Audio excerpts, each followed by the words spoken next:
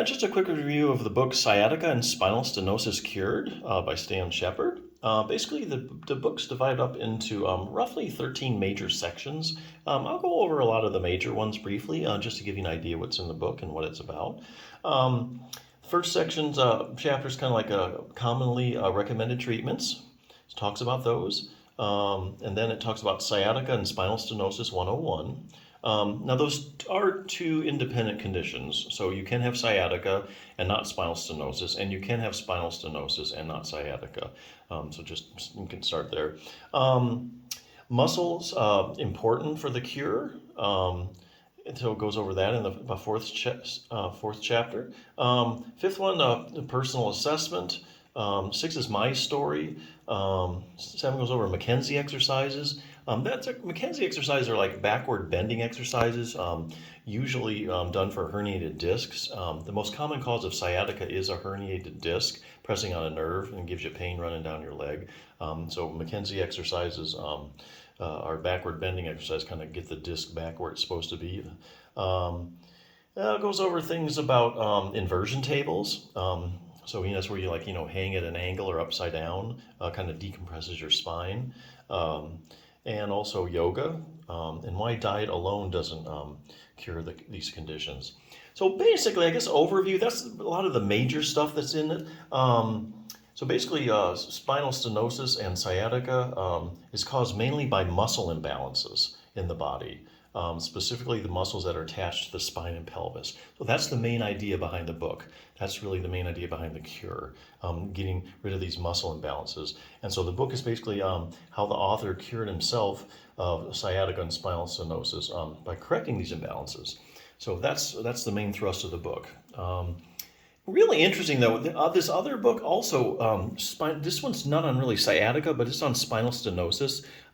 This book brought up an important point too about a muscle causing, being a lot of trouble in spinal stenosis. And if you strengthen the muscle, spinal stenosis actually gets better.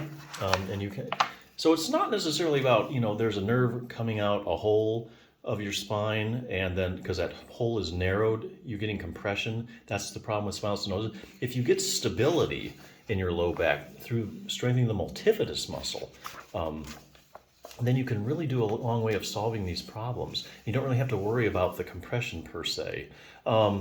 Basically, this book starts out by detailing the whole process of spinal stenosis, how you got from A to B, and what will happen to your back over the long run. Will it get better, same, worse? The only way you can do that is by taking a group of people with spinal stenosis. They don't get really much treatment. You follow them for 5 or 10 years, see what happens. So that's always good to know. But the big thing I wanted to point out, how to make your back much stronger. So the multifidus muscle is a muscle that basically runs from one vertebrae to the other, all the way up and down the length of your spine. And basically, its big function is the big stabilizer of your spine. So its job is to stabilize the individual segments of your spine. And so if you look at like spinal stenosis, you have changes bony spurring. So let's say you have a problem with the disc height gets smaller because you might have a herniation or a bulge.